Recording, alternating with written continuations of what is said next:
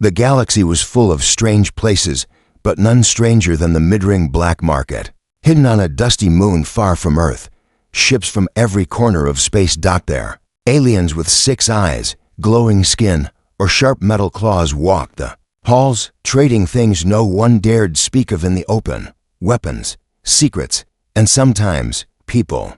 Daniel Cross, a human engineer from Earth, didn't belong there. He wasn't rich, famous, or dangerous. He just fixed mining machines for a living. But that night, out of boredom and loneliness, he walked into the biggest auction on the moon. He wasn't supposed to be there. Humans weren't common in that part of the galaxy. But the guards didn't stop him. Maybe they knew something he didn't. Maybe they were just greedy. The auction house was dark, loud, and smelled of burnt oil. Hundreds of creatures sat in a wide hall, facing a stage with red lights. On the stage, one item after another was being sold: rare crystals, ancient weapons, alien artifacts. Bids were shouted in dozens of languages, while translators buzzed in Daniel's ear. He sat quietly, watching. He had no plans to buy anything. Then the announcer's voice changed. "Next item is the special lot. Dangerous, unique, for the brave only." A tall black curtain appeared behind the stage. The room fell silent. Daniel's translator clicked. "Bidding starts at 20,000 credits. Do not bid unless you accept the terms. No refunds, no protection, no returns." "What is it?" someone shouted. The announcer smiled. "A living creature.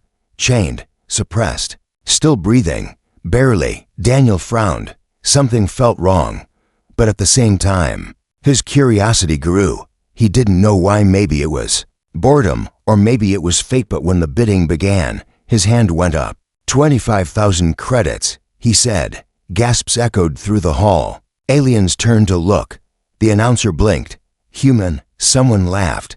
"Is he mad?" No one else raised their hand. "Sold to the human," the announcer said.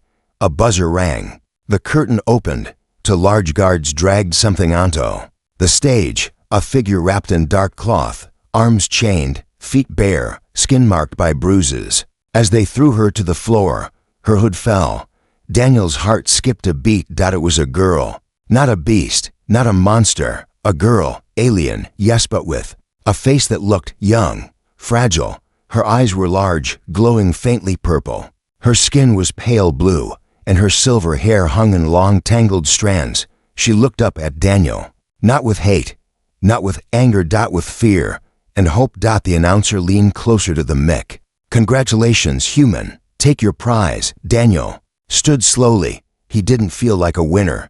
He walked to the back room where they held the items. The guards opened a cage. The girl sat in the corner, her hands still chained. She didn't speak, just stared at him with wide, tired eyes.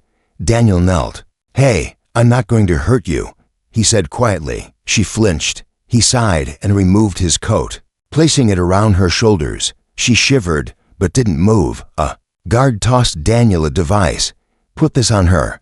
It tracks her. If she runs, it shocks her." Daniel didn't move. The guard frowned. "Is there a problem?" "No," Daniel said, keeping his voice calm. "No problem." He didn't attach the device. Instead, he helped the girl up. Gently, she stumbled. He caught her. Her body was cold. Too cold. He led her back to his small room on the station, just a metal box with a bed, a screen, and a food dispenser. She sat on the bed, still silent.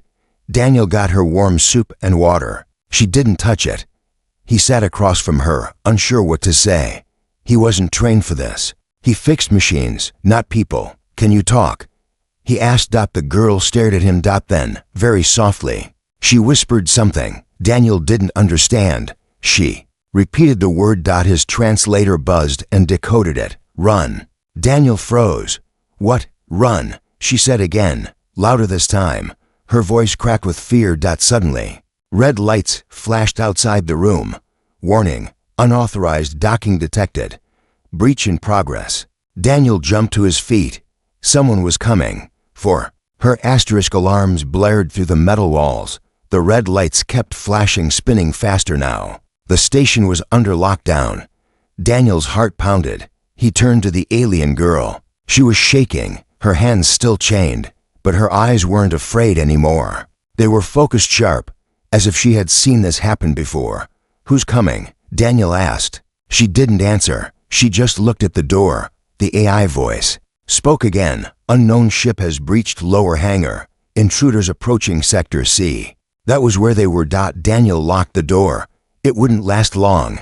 He looked back at the girl. "Why are they after you?"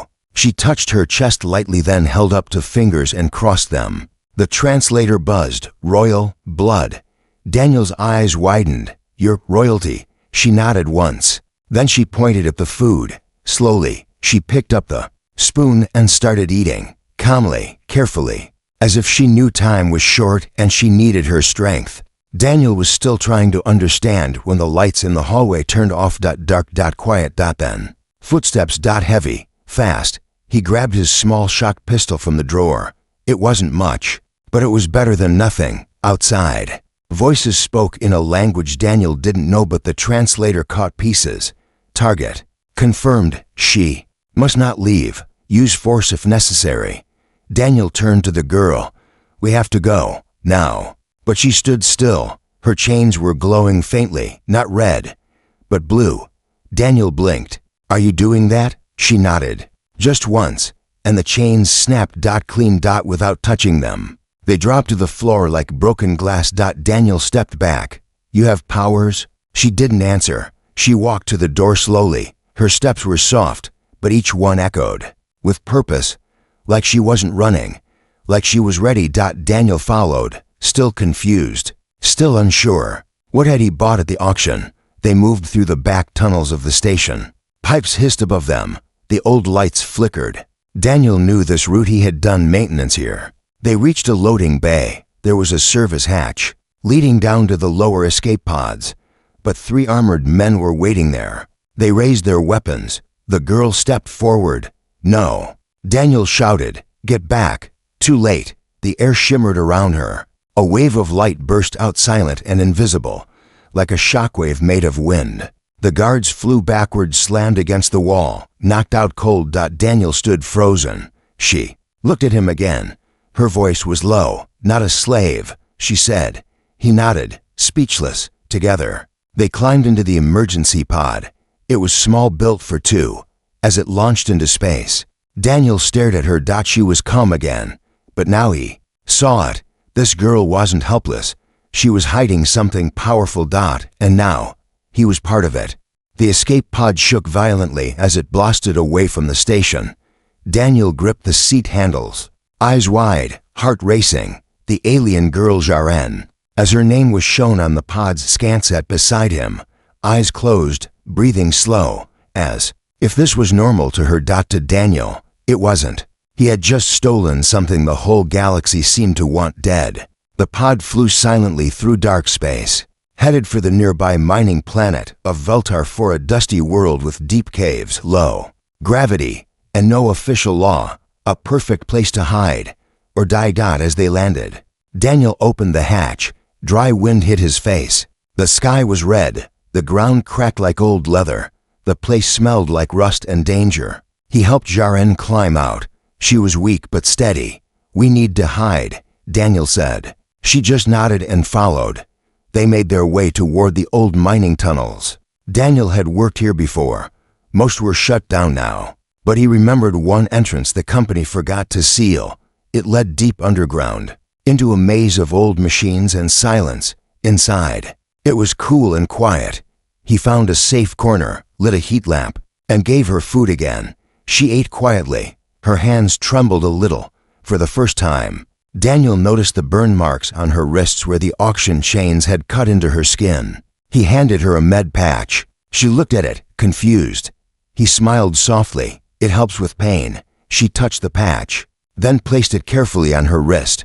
Her fingers moved slow, like someone who hadn't known kindness in a long time. For a moment, they sat in silence. Then, she whispered, "They're not done." Daniel looked at her. "Who? The hunters," she said. "They are called the Vorn-class killers, trained to erase mistakes. I am their mistake." Daniel's blood ran cold. "They're coming here," she nodded. "Yes, they always find me." As if on cue, the tunnel lights flickered. A strange hum began to echo from above. Daniel stood up and drew his pistol. How many? Jaren tilted her head, eyes glowing faintly. 5, armed, 2 with cloaking, 1 sniper. All fast. Daniel's mouth went dry. And what do we have? She stood slowly and looked around the tunnel. You, she said, and old machines. Daniel smiled grimly. That's enough. He knew these tunnels, every pipe, every old drill, every forgotten trap. While Jaren meditated, floating an inch off the ground, Daniel set up. He rigged steam valves to burst when motion sensors tripped. He rebooted a rusted mining bot and gave it a flamethrower. He covered the dark floor with wires and loose panels. He didn't know if it would stop the killers, but it might slow them. Then the silence cracked. A single metal footstep echoed. Then another. Daniel crouched beside Jaren. She opened her eyes. They're here. Laser sights lit up the tunnel walls. Daniel fired first wildly. The tunnel lit up with sparks. 1 cloaked enemy dropped, stunned by a shock trap. Another triggered a valve. Hot steam blasted him into the wall. But then the sniper fired. Daniel's shoulder burned. He screamed and fell back. Jaren stood. She didn't run. She didn't hide. She stepped forward, eyes glowing brighter than before. The ground trembled under her feet. One of the remaining killers raised his weapon, but she lifted a hand. The air around her twisted. The sniper's rifle exploded in his hands. Another attacker screamed as the tunnel walls closed around him, crushing. Metal and sparks flying. It was like watching a storm take form. Then, silence again, only to remain. They turned to run, but a wall of blue energy blocked the exit. Jaren walked toward them slowly. They dropped their weapons and knelt. Daniel blinked in disbelief. They surrendered. Jaren didn't answer. She stared at them with glowing eyes. Her voice was soft. Tell your masters, the lost one remembers. The killers vanished into the smoke, leaving their armor behind. Daniel sat back against the wall, holding his wounded arm. You could have killed them, he said. I did, she replied. Just not today. Then she looked at him. For the first time, her face softened. You stayed. You fought, even wounded. He smiled. Through the pain. Yeah, well, guess I'm part of the problem now. She helped him up. Her hands were warm now. Outside the tunnel, the sky was darker. But something had changed. Daniel hadn't just escaped. He had joined a war.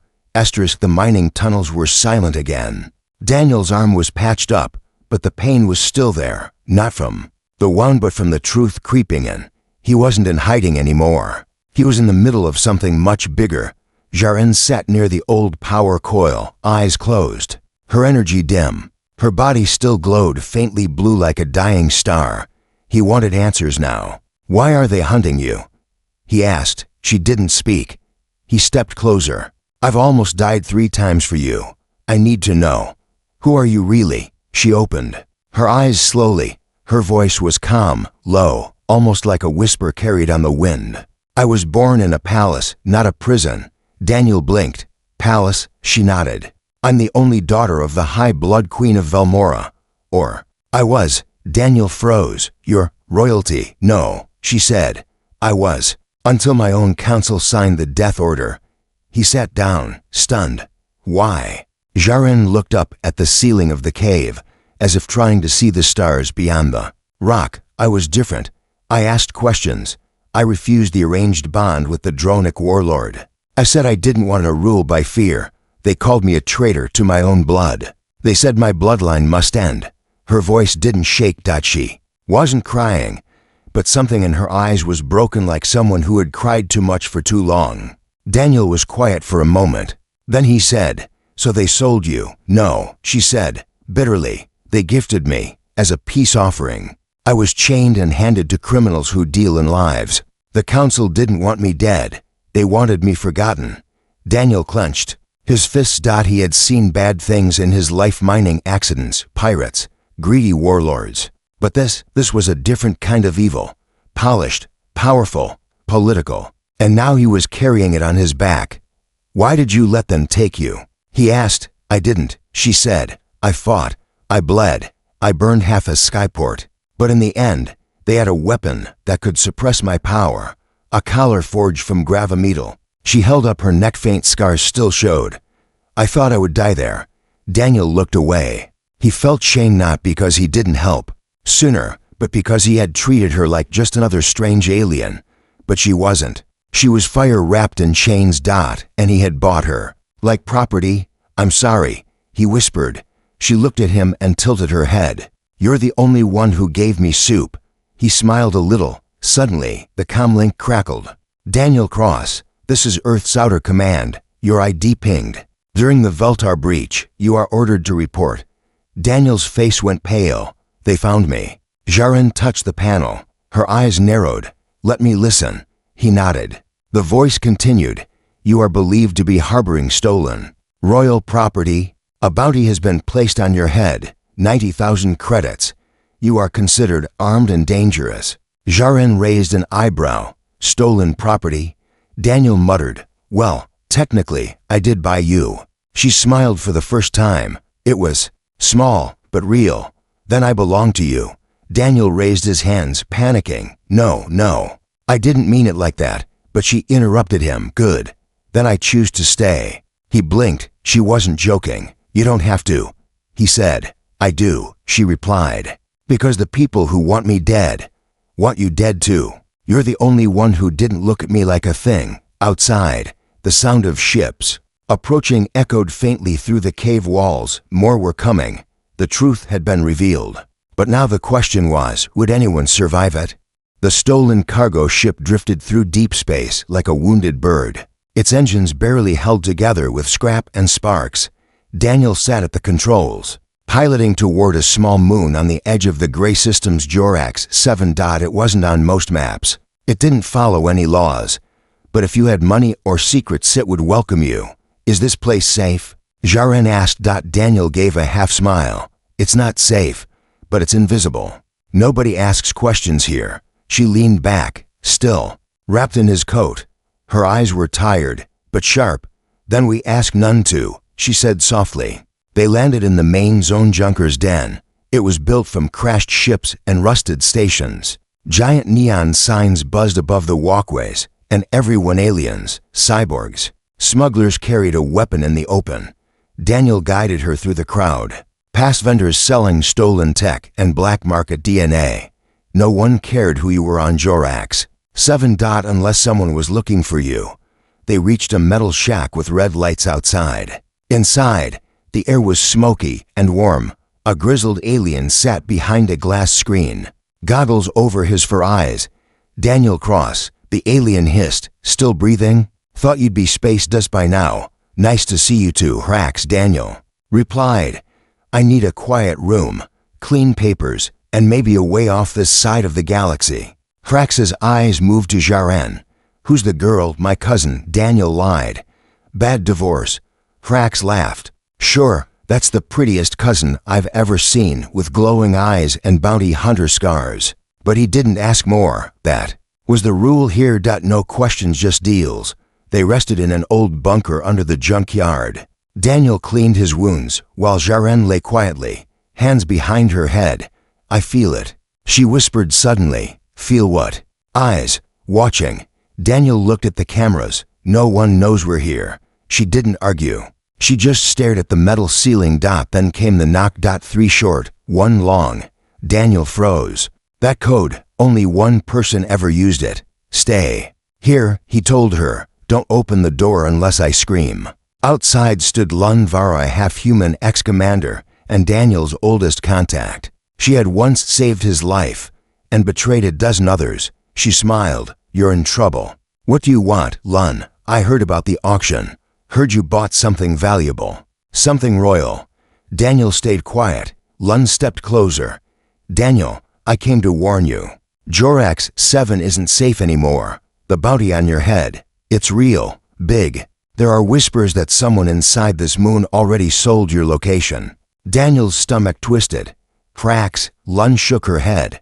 No, me. Before Daniel could move, a dart hit his neck. The room spun. Everything went black. He woke up tied to a chair. The room was dark, cold. Across from him, Jaren sat in a cage. Her coat was gone. Her hands were bound in energy cuffs. Lun stood between them, holding a data tablet. You lied to me. She said, you didn't just buy a girl. You bought the last living threat to the Velmora Council. You know how much they'll pay for. Her head, Daniel spat. She's not for sale. Lun chuckled. Everything's for sale. She turned to Jaren.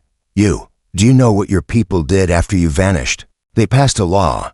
Any being who helps you gets executed. No. Trial. Jaren didn't answer. She just stared calm, unreadable. Then she whispered something. A low hum filled the air. The cuff sparked. Her fingers twitched. And the lights shattered. Darkness. Screams. A sudden blast. Daniel felt heat rush past him. Chains. Snapped. Glass broke. When his eyes adjusted, he saw Lun on the floor unconscious. Jaren stood beside him, glowing, breathing hard. I warned you, she said, voice sharp. They always find me. Daniel smiled, despite the pain. Yeah, and you always break free. They ran again through fire, smoke, and broken deals. This time not just fugitives. Now they were declared enemies of the Empire. And their faces were being broadcast. Across the stars, asterisk smoke filled the sky above Jorax 7. The city was burning. Daniel and Jaren ran across rooftops as gunships roared overhead. The bounty had doubled overnight. Every screen, every transmission, every data terminal showed their faces. Wanted, Daniel Cross, traitor to human space. Wanted, Jaren Velmora, threat to galactic peace. Use of lethal force is authorized. Daniel's breathing was heavy. His shoulder wound had reopened. Blood soaked through his shirt. Still, he pushed on. Jaren looked at him. You're hurt.